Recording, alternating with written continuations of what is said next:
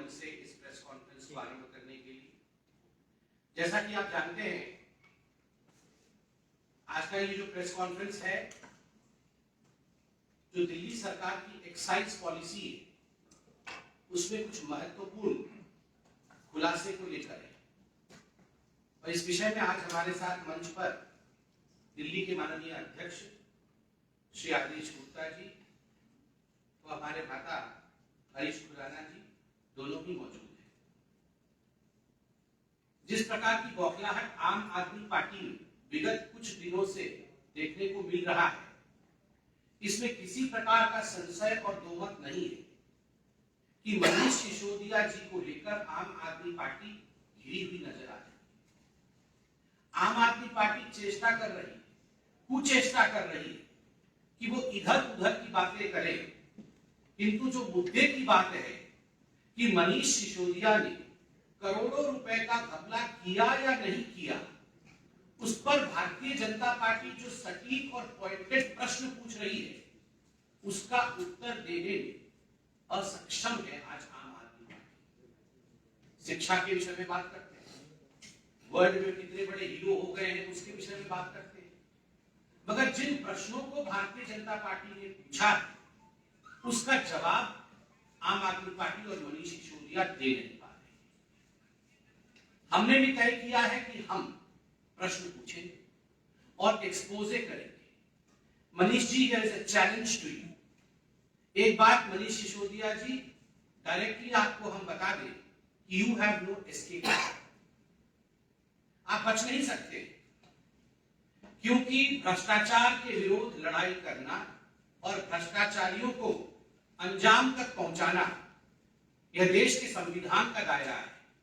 और आपने भ्रष्टाचार किया है, इसका सबूत मौजूद है, जांच हो रही है, और किसी प्रकार से भी आपके पास कोई एस्केप रूट नहीं है। इसलिए आप इधर उधर की बात ना करिए, जो प्रश्न हम पूछेंगे उसका जवाब दीजिए। मनीष जी, क्या ये हकीकत नहीं है कि जब दिल्ली एक्साइज पॉलिसी आप लेकर आए थे, उससे पहले एक कमेटी गठित की गई, कमेटी ने एक रिपोर्ट सबमिट किया था, और ये कमेटी में 3 सदस्य थे।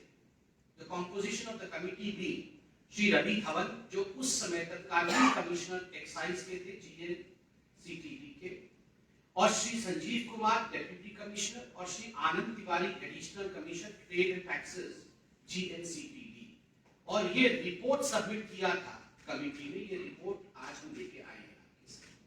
जैसे मैंने कहा, हम कोई इधर उधर की बातें नहीं करेंगे। रिपोर्ट में प्रपोजिशन क्या था, इस रिपोर्ट में बहुत अध्ययन करने के बाद ये जो कमेटी एक्सपर्ट्स की बनी थी, इस कमेटी ने क्या प्रस्ताव रखे थे, और क्या मनीष सिसोदिया जी आपने उन प्रस्तावों को माने थे या उन प्रस्तावों को आपने दरकिनार किया था। आज सवाल जवाब उसी पे होगा। ये जो कमेटी थी, इस कमेटी ने मोटा मोटी मार्च 2021 के आसपास, मतलब 1 वर्ष पहले रिपोर्ट सबमिट की। और इस रिपोर्ट में जो साधारण बात थी, जो मोटा मोटी बात थी, वो यह थी कि केजरीवाल सरकार, आपसे हम गुहार करते हैं, ये जो एक्साइज पॉलिसी आप लेकर आ रहे हैं, बेहतर होगा कि जो होलसेल का काम है, ये होलसेल का काम सरकार अपने पास रखे, इसे प्राइवेटाइज नहीं करे, क्योंकि उससे आप सबसे ज्यादा एक्साइज कमाएंगे और सबसे ज्यादा प्रॉफिट जो है वो राज्य सरकार को होगी। तो होलसेल किसी को मत दीजिएगा, किसी प्राइवेट एंटिटी को मत दीजिएगा। और दूसरा जो बड़ा रिकमेंडेशन, जो प्रस्ताव इस कमेटी ने दिया था, वो यह था कि जो रिटेल का काम है वो किसी बड़ी कंपनी को मत दीजिएगा, ये इंडिविजुअल्स को दीजिएगा, और लॉटरी सिस्टम के माध्यम से दीजिएगा। लॉटरी निकालिएगा। अगर आपको किसी जगह 50 लोगों का लॉट करना है, तो आप रिक्वेस्ट करिएगा, इनवाइट भेजिएगा, इन्विटेशंस आएंगे। 100 लोगों का इन्विटेशन आता है, 100 लोगों का प्रस्ताव आता है, लॉटरी निकालिए, उसमें से 50 लोगों को आप दे दीजिए, इंडिविजुअल्स को देना है।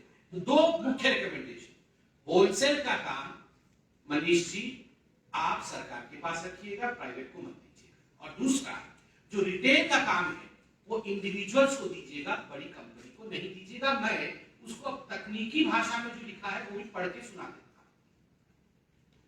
1.1.1 तकनीकी भाषा में कमेटी ने कहा IMFL trade should be revamped by bringing the entire wholesale operation under the government entity. The model to be followed should be similar to the one as followed in the state of Karnataka, where KSBCL, Karnataka State Beverages Corporation Limited, is fully government-owned wholesale corporation.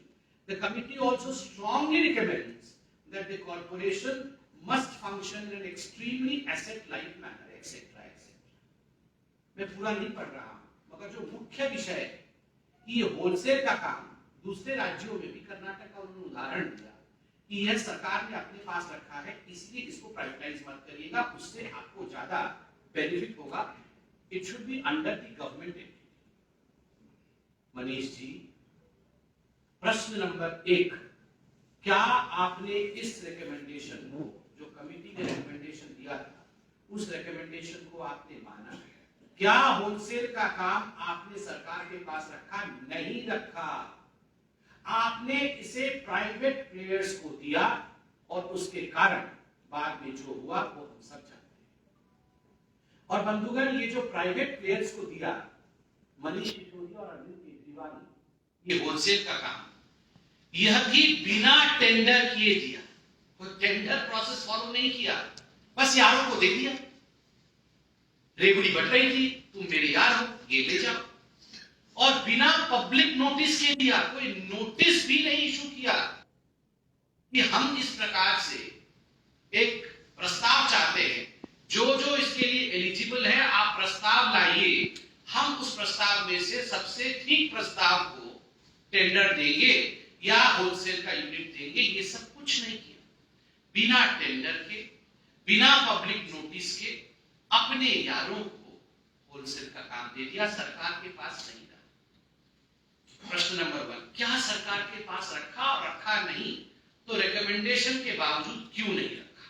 दूसरा, जो दूसरा recommendation था वो retail को लेकर था। जैसे मैंने आपको बताया था, उन्होंने कहा था रिटेल का काम बड़ी बड़ी कंपनियों को नहीं देके इंडिविजुअल्स को देना है और लॉटरी के माध्यम से देना है। इसमें बड़े अच्छे तरीके से उन्होंने समझाया है। 1.3.1 The focus should be on preventing any monopolistic tendencies in the liquor trade, and therefore not only there should be a regular rotation of licensees, but also the licensees should be granted to only eligible individuals who fulfill a certain criteria, so that there is little scope for proxy ownership or control that is gained through operation of companies and firms with dummy directors or partners. बड़े स्पष्ट रूप से उन्होंने कहा कि अगर आप individuals को देते हैं तो ये फायदा है, इंडिविजुअल्स को नहीं देकर बड़ी कंपनी को देंगे तो क्या नुकसान है, यह भी कमिटी ने कहा। कमिटी ने क्या कहा? The drawbacks of this model, मतलब बड़ी बड़ी कंपनियों को देने से जो ड्रॉबैक है उसको बड़ी कंपनियों के लिए उन्होंने कहा है लाइसेंस टू लिमिटेड एंटिटीज। अगर इंडिविजुअल्स को नहीं देकर लिमिटेड एंटिटीज को देंगे तो नुकसान होगा। The drawbacks of this model are that there is highly prone to cartelization and market capture by limited number of licensees. Cartelization हो जाएगा, करप्ट लोगों का ग्रुप बन जाएगा और मार्केट कैप्चर हो जाएगा। इतना रिकमेंडेशन, क्लियर कट रिकमेंडेशन, इसमें किसी प्रकार की कोई एम्बिग्विटी नहीं है मनीष सिसोदिया जी। उसके बावजूद आपने इन रिकमेंडेशंस को दरकिनार किया और आपने शराब माफिया को, जिन्होंने कार्टेल बनाया, उन कार्टेल कंपनियों को आपने दिया, उन बड़ी कंपनियों को आपने दिया जो और manufacturers are not allowed into retail. जो मैन्युफैक्चरर्स हैं वो रिटेल में नहीं आ सकते। आपने कमीशन लेके मैन्युफैक्चरर्स जो थे उनको रिटेल में लेके आके, इंडिविजुअल तो दूर, मैन्युफैक्चरर्स को भी इन्वॉल्व कर, और तो और जो ब्लैकलिस्टेड कंपनियां थी उनको भी आप लेके आके इन्वॉल्व करते हैं। क्यों? क्योंकि मोटा माल। पंजाब के चुनाव के समय मोटे माल की आवश्यकता थी। जिसने मोटा माल दिया, इस रिपोर्ट को दरकिनार करके मोटा माल जेल में, और वेंड्स अर्थात जो दुकानें होती, जो शराब की दुकानें होती हैं, वो कार्टेल। आप सोचिए, ओपन शॉर्ट केस है जी, कोई लंबा चौड़ा केस नहीं है। आज एक छोटा सा बच्चा भी समझ जाएगा कि अरविंद केजरीवाल जी और उनकी कंपनी ने किस प्रकार का घोटाला किया है। इसमें बहुत कुछ समझाने की आवश्यकता नहीं। आपने ये कमेटी क्यों बनाई? ये कमेटी बनी थी रिकमेंडेशन देने के लिए कि सबसे बढ़िया एक्साइज पॉलिसी क्या होगा जिससे कि दिल्ली सरकार का आय बढ़ेगा।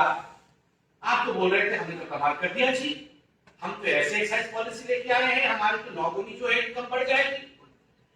वर्ल्ड का बेस्ट है, सब कुछ तो इनका वर्ल्ड का बेस्ट ही होता है, इनका वर्ल्ड का दूसरा नाम का कुछ होता ही नहीं, ये वर्ल्ड का सबसे बेस्ट ही होता है सब कुछ। अरविंद केजरीवाल जो भी करते हैं वो वर्ल्ड का बेस्ट होता है, दुनिया का नंबर 1।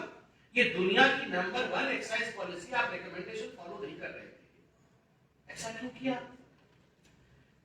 सबसे महत्वपूर्ण विषय इसमें आगे में आने, आप देखिए कि जो रिटेल का काम दिया गया, इस रिटेल के काम में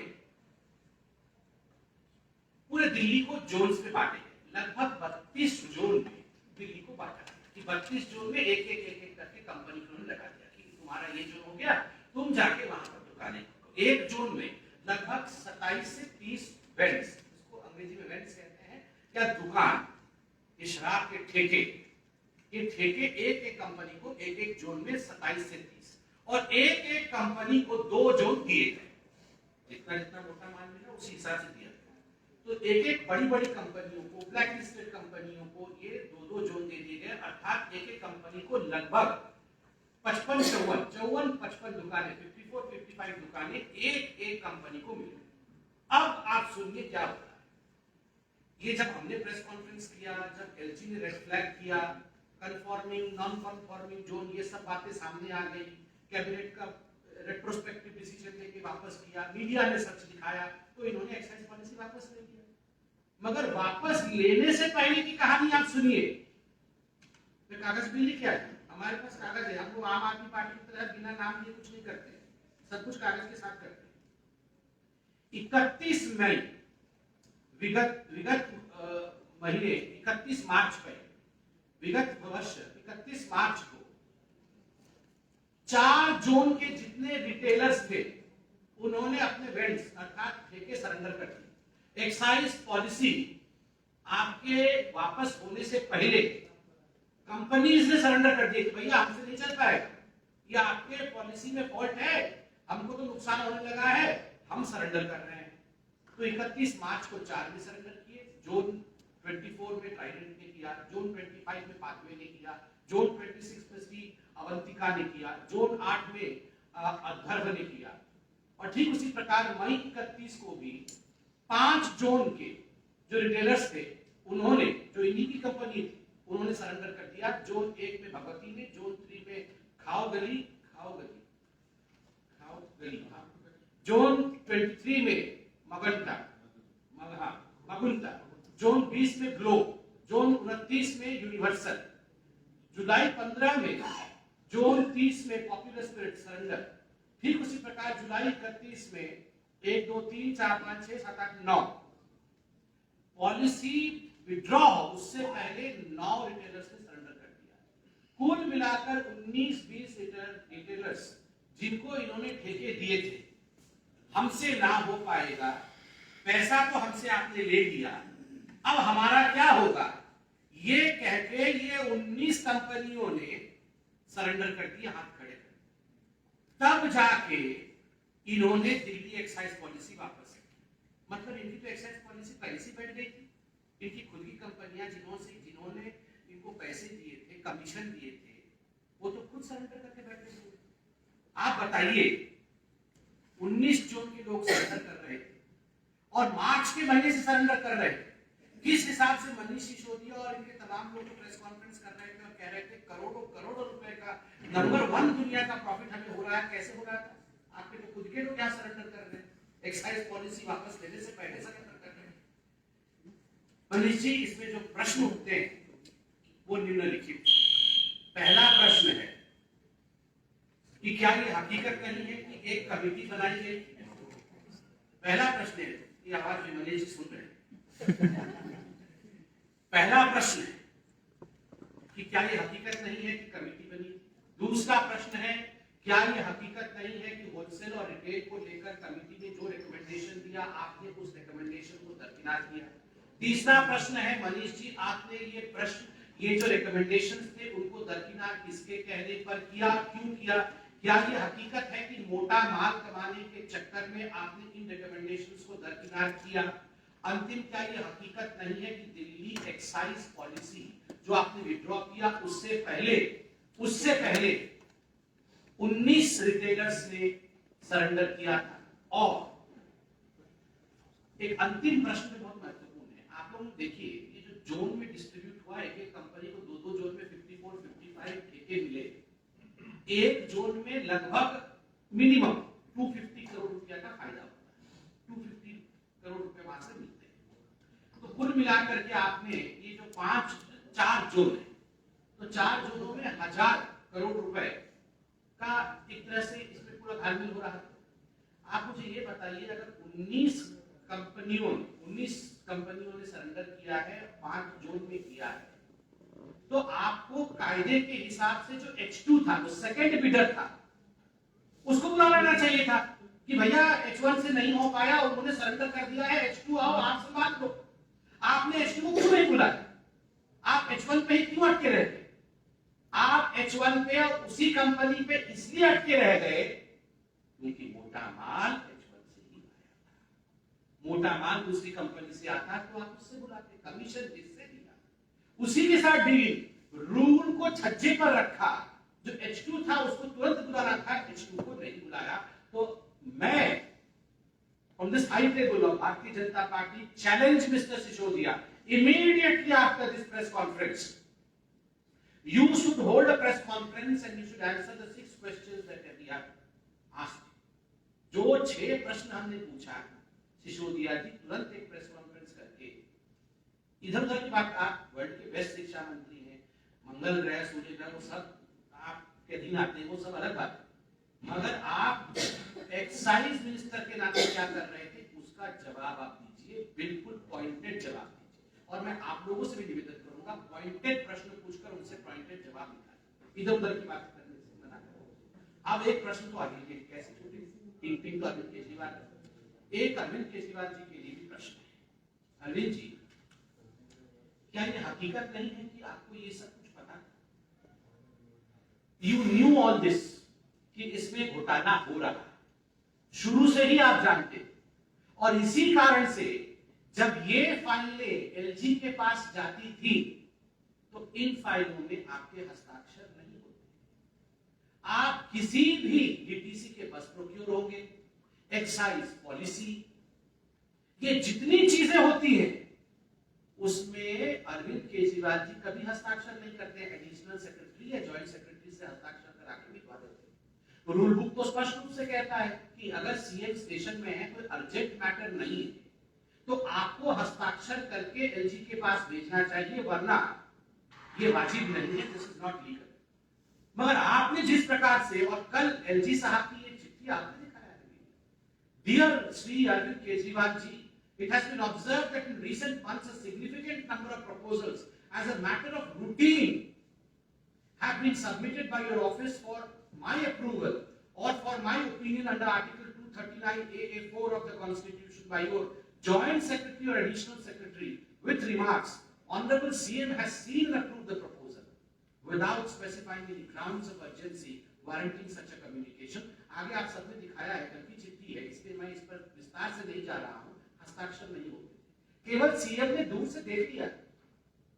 और ये अरविंद केजरीवाल जी वैसे व्यक्ति हैं, जैसे ही धरपकड़ होगी खुलासा हो जाएगा, अरे एडिशनल सेक्रेटरी भी मिला हुआ है। ये जो एडिशनल सेक्रेटरी और जॉइंट सेक्रेटरी चिट्ठी लेके चले जाते थे एलजी के पास, ये भी मोदी जी से मिले हुए, मुझे फाइल 10 फीट की दूरी से ऐसे दिखाया, इसलिए मैंने पढ़ा नहीं इसके अंदर क्या लिखा हुआ था। ये क्या दुनिया को बेवकूफ समझते हैं? एक चीफ मिनिस्टर ये एलजी के पास इतने बड़े बड़े प्रपोजल भेज रहे हैं और उन पे हस्ताक्षर नहीं, ही हैज सीन, ऐसे होता है? अरविंद जी, 6 प्रश्नों का उत्तर तो मनीष सिसोदिया दे, एक प्रश्न का उत्तर आप दे दीजिए, did you see the file? ये जो दिल्ली एक्साइज पॉलिसी की फाइल थी, did you see the file कि आपको 20-25 फुट की दूरी से या एडिशनल सेक्रेटरी से दिखाई देता है? ये है, आप इसका जवाब देंगे, ये हम आशा करते हैं। और प्लीज ये संजय सिंह जी को भिजवा करके, ये बाकी लोगों को भिजवा करके इधर उधर की बातें मत कराइए, मनीष सिसोदिया जी को ही भेजिए, वही इसका उत्तर दे और जो पॉइंटेड प्रश्न पूछे हैं उसका उत्तर दे। बहुत बहुत धन्यवाद। अभी माननीय अध्यक्ष आदेश जी इस विषय पर। धन्यवाद। अभी बड़े विस्तार से डॉक्टर संबित पात्रा जी ने आपके सामने शराब नीति के बारे में बातें रखी है। देखिए, कुछ दिन पहले मैं देवली में एक कार्यक्रम में गया था। वहाँ एक महिला मुझे मिली और वो महिला बड़ी उदास थी, उनकी आंखों में आंसू भी थे, कुछ कागज भी थे। तो मैंने उनसे पूछा कि क्या कारण है। बोली कि मेरा बेटा बीमार है, मैं उसका इलाज कराना चाहती हूँ। मेरे पति की कुछ दिन पहले मृत्यु हो गई है, 2 बेटियां हैं, उनकी शादी करनी है और बेटा अकेला कमाने वाला है। लेकिन जब से देवली के अंदर ये शराब का ठेका खुला है, उसको शराब की लत लग गई है और वो शराब बेतहाशा पीने लगा है। और शराब पीते पीते इतना पीने लगा कि अस्पताल पहुंच गया है और मैं उसका इलाज कराऊं, मेरे घर में पैसे नहीं, खाने को कमाने वाला एक ही है, 2 बेटियां, उनकी शादी करनी है। तो हमने कुछ कार्यकर्ताओं को बोला कि भाई आप घर में मदद कीजिए इनकी। और उसके बाद हमने उनकी लड़के की फैक्ट्री मालिक से बात की। मैंने कहा आप उनका नंबर दीजिए और उनसे मैंने जब बात की, मैंने कहा आप ये बताइए मैनेजर साहब, ये बच्चा जब नहीं आता है तो आपको इंटीमेट करना चाहिए। बोले सर क्या बताऊं कि जब से एक बोतल पे एक बोतल फ्री मिलने लगी, हमारे फैक्ट्री में काम करने वाले अधिकांश लोग, वो फैक्ट्री में मजदूर जो काम करते हैं, वो शराब की दुकानों पे लाइनों पे खड़े थे। तो बहुत सारे लोगों से जब ये पता लगा कि फैक्ट्रियों में भी ये होने लगा, मुझे बहुत दुख भी हुआ और गुस्सा भी आया। उस महिला की आंखों में आंसू देखकर तकलीफ भी हुई कि केजरीवाल जी ऐसी शराब नीति लिया है जो लोगों के घरों को उजाड़ दिया। और मैं आपको प्रत्यक्ष बता रहा हूं, प्रीति और नीति नाम की 2 महिलाएं देवली के अंदर, जिन्होंने जब विरोध का झंडा उठाया देवली के उस ठेके के खिलाफ, तो उनको गुंडों से पिटवाया गया। केजरीवाल जी जो महिला सुरक्षा की बात करते हैं, महिलाओं के सम्मान की बात करते हैं, और उन महिलाओं को, उन मासूम महिलाओं को जिन्होंने शराब के ठेके के खिलाफ, कि देवली के अंदर शराब का ठेका नहीं खोला जाना चाहिए। आप उस वीडियो को भी देख सकते हैं जिसमें बाउंसर बुलाए गए। किस लिए बुलाए गए? कि ये शराब का ठेका देवली के अंदर चलना चाहिए, बंद नहीं होगा। और उसकी बंद नहीं होगा। जब महिलाएं आई तो उनको गुंडों से पिटवाने का काम किया। तो इस तरह का ये शराब नीति के जो दुष्परिणाम है और वास्तविकता है, मुख्यमंत्री जी कह रहे हमारे वर्ल्ड के सबसे अच्छे शिक्षा मंत्री हैं, और वो कभी नहीं बता रहे कि शराब मंत्री भी यही है। दुनिया के अंदर पहला उदाहरण होगा कि शिक्षा मंत्री भी वही है, शराब मंत्री भी वही है। स्कूल के पास ठेके खोल दिए। तो वास्तव में आज जो पाप केजरीवाल सरकार ने किया है, जहां एक और उन्होंने भ्रष्टाचार किया, भ्रष्टाचार की इंतहा की है, हजारों करोड़ रुपए भ्रष्टाचार किए, जिसका बड़ी अच्छे तरीके से डॉक्टर संबित जी ने बताया आपको। लेकिन सवाल है कि एक भी सवाल का उत्तर नहीं उनके पास है, और उत्तर उसके पास नहीं होता है जिसने गलत काम किया हो। जो देने के लिए आगे नहीं आ सकता वही जिसके पास कोई उत्तर ना हो, कि आपने ड्राई डे की संख्या ठेकेदारों का बढ़ा दिया, कमीशन उसके लिए नहीं ली किसी से परमिशन, घर परिवारों को खुशियां ली छीन और ड्राई डे की संख्या कर दी 21 से घटा के 3। तो ये सारे सवाल आज भी वैसे ही खड़े हैं। ये यक्ष प्रश्न है और इन सवालों का जवाब तो अरविंद केजरीवाल सरकार को, मनीष सिसोदिया को देने ही होंगे। वो इससे भाग नहीं सकते। आज दिल्ली की जनता हो या देश की जनता हो, हर व्यक्ति ये जानना चाहता है कि आखिर दिल्ली के युवाओं को नशे में धकेलने का काम जो आपकी नई शराब नीति ने किया है और उससे उपजे जो भ्रष्टाचार के प्रश्न है जो आज भारतीय जनता पार्टी ने पूछे हैं, उन प्रश्नों का जवाब आपको देना ही पड़ेगा। बहुत बहुत धन्यवाद माननीय आदेश जी। आपके प्रश्न हो तो अवश्य।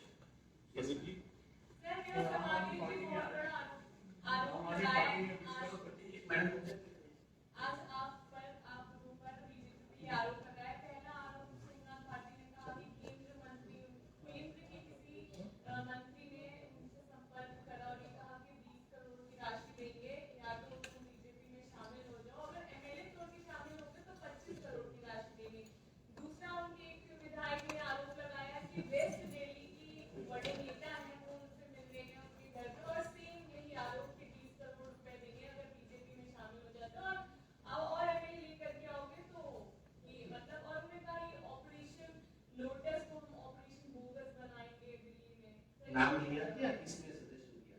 नाम लिया? नहीं सर, नाम नहीं। अच्छा, ये आम आदमी पार्टी ने बिना नाम लेके प्रेस कॉन्फ्रेंस किया?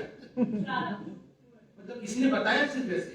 अच्छा, देखिए, मुझे तो हम तो आजकल उनका प्रेस कॉन्फ्रेंस देखते ही नहीं, क्योंकि मैंने जैसा आपको कहा, कहीं ना कहीं इधर उधर की बातें और जिस प्रकार से एक भड़के हुए तरीके से आम आदमी पार्टी वाले आजकल प्रेस कॉन्फ्रेंस कर रहे हैं, मन में तो कहीं ना कहीं तिनका छुपा हुआ है, मन में एक गिल्ट कॉन्शियसनेस है। देखिए, आम आदमी पार्टी वाले वो हैं जो लोग, आप याद करिए अरविंद केजरीवाल जी जब जिन्होंने राजनीति आरंभ की थी तो एक कार में आते थे, नीले रंग की कार में, और कुछ था नहीं उनके पास, घर भी नहीं था, महीने भी नहीं बोल रहे, और बाकी सारे विधायक और मंत्री को कोई ऑटो में लटक के आ रहा है, कोई किसी के स्कूटर के पीछे बैठ के आ रहा है, बोलते कुछ है नहीं इनके पास। ये सब बेचारे इतने गरीब थे और इतने साधारण थे नहीं, याद है ना आपको? ऑटो में लटक के भी आ रहे थे, मुझे याद है, वो लोग ऑटो में बैठे भी नहीं थे, बोले बैठने की सीट नहीं, हम इतने आ गए, हम लटक के ही आएंगे। कहाँ गए ये सब? अब इनको सब 25-25 करोड़ का ऑफर दे, अरे कोई बीजेपी वाला ऑफर नहीं दे रहा है, ये शराब माफियों से 25-25 करोड़ खा करके इनको आदत पड़ गई। ये सब इनके जो शराब माफिया वाले जो मित्र हैं, इनसे सबको 20-20 करोड़ मिला होगा जरूर, और फोन भी शराब माफिया का आ रहा होगा कि तुम्हारे एरिया में मेरा 20 ठेके थे, अब 20 करोड़ ले लो, कैसे भी करके चालू करो, उसी को ही हमारे नाम पे चस्पा करने की कोशिश करें, इनको बोले तो नाम दिखाएं। और कोई प्रश्न? Yes. You mentioned that this was all about Nota Mal for Punjab elections. Is there evidence, proof of the same, that this is where the money was going, or quid pro quo, as far as Manish Sisodia is concerned? No, of course. Whatever we have said, we have presented evidence. We have presented hardcore evidence of the fact that, number one, there were recommendations. There were recommendations by a committee of experts set on the excise policy as to how the excise policy was to operate to generate maximum profit for the state. And I have read out the recommendations of the expert committee, but exactly contrary to what the recommendations of the expert committee was. Things were done the wrong way. And everyone knows 2 or 3 things which the Bharatiya Janata Party in fact has been shouting from the rooftop from the last 2-3 weeks. Number one, that in fact we cannot have any kind of quote-unquote thekas or bends, what you call, in the non-conforming area. But despite the LG showing the red flag, you went ahead with that. Despite the fact that blacklisted company cannot be put into the market, you in fact sent the blacklisted company to the market. Despite the fact that the cartels should not be formed as one of the recommendations, cartels were formed. Manufacturers cannot enter into retail. This is something which is known to almost everyone. You are in the government, but you allowed manufacturers to enter into retail. Why? Why? It is a commonsensical thing that without any quid pro quo, would someone jump this line? Will they cross the Rubicon? Will they take all this to their heart without without getting any profit. Now the onus lies with the Aam Aadmi Party. Onus lies squarely upon the shoulders of Mr. Manish Sisodia to prove that he has not been involved in any quid pro quo. Otherwise, why did he jump the Rubicon? सवाल ये है कि अरविंद केजरीवाल कह रहे हैं कि ये तब तक चलेगा ईडी और सीबीआई करके जब तक गुजरात में इलेक्शन हो जाए, मतलब वही इलेक्शन से जोड़ कर देख रहा है। दूसरी सबसे बड़ी बात ये कि जब इतने सारे प्रूफ जो है एविडेंस जो है आप लोग को दिखा रहे हैं, जब तक गिरफ्तारी क्यों नहीं हुई? देखिए, पहले तो आप बताइए, ये जो जितेंद्र सिंह तोमर इनके मंत्री थे, उनकी कोई डिग्री को लेकर कंट्रोवर्सी हुई थी, आपको याद है? उस समय भी बीजेपी ने प्रेस कॉन्फ्रेंस किया था, तो अरविंद केजरीवाल ऐसे ही आ गए थे और कह रहे थे भारतीय जनता पार्टी मुझे प्रधानमंत्री बनना नहीं देना चाहती है, इसलिए ये सब इस प्रकार से कर रही है। मैं तो बहुत ही अच्छा हूँ जी, और ये जितेंद्र सिंह तो बहुत ही अच्छा है, इसका पता नहीं कौन सी डॉक्टरेट भी कर रखी है। और उसके बाद सब पैटर्निश हो गया, जैसे कोर्ट में जाके सब बिहार में गए डिग्री लाने, डिग्री मिली नहीं, जितेंद्र सिंह हट गए। और फिर ये जो राशन कार्ड वाला मंत्री का कौन था, संदीप, बताइए, जब संदीप को वहां पकड़े गए तो बोलते हैं इससे बढ़िया आदमी दुनिया में नहीं है, ये वर्ल्ड का नंबर 1 राशन कार्ड मंत्री है। और फिर बाद में जब वीडियो सामने आ गया, बोले वो चिकराटा होता, चुपके से हटा दिया उसको। फिर ये बोले और कौन सा आसिफ, वो भी वर्ल्ड का नंबर 1 था। ये सारे वर्ल्ड के नंबर 1 थे। जैसे वीडियो आ जाता है और जैसे सच्चाई सामने कोर्ट में चला जाता है मामला, फिर वो फिर कुछ नहीं बोलते। गिरफ्तारी कब तक होगी एजेंसी? नहीं, देखिए, गिरफ्तार करना एजेंसी का काम करना, ये बीजेपी का नहीं है, ये अरविंद केजरीवाल वही है जो याद है ना आपको, एक काला रंग का सूटकेस, उस सूटकेस के अंदर कहते थे सीधा देश की सारी कारगुजारियां इसी के अंदर, मैं आऊंगा इसको निकालूंगा। क्या हुआ? ये अरविंद केजरीवाल वही है जिसने 13 लोगों की लिस्ट जारी की थी। नंबर 1 पे लालू प्रसाद यादव, देश का सबसे बड़ा, मुझे बोलते हुए कष्ट हो रहा है, मगर इन्होंने कहा था ये सब चोर है जी, देश का सबसे बड़ा चोर तो लालू प्रसाद यादव है, शरद पवार है, ये सब पी चिदंबरम सबसे बड़ा चोर है। सबसे पहले जाके लालू प्रसाद यादव से घरे कैसे पपिया झप्पियां कर रहे थे, हैं? उस समय जाके पपिया झप्पियां, ये हम लोग मत सिखाए, और जाके कोर्ट में लड़े। ये आर्टिकल निकलवाते रहते हैं इंटरनेशनल न्यूज़पेपर में, देखिए ये लोग सारे एक्सपोज हो चुके हैं, अब सब लोग जानते हैं ये क्या है।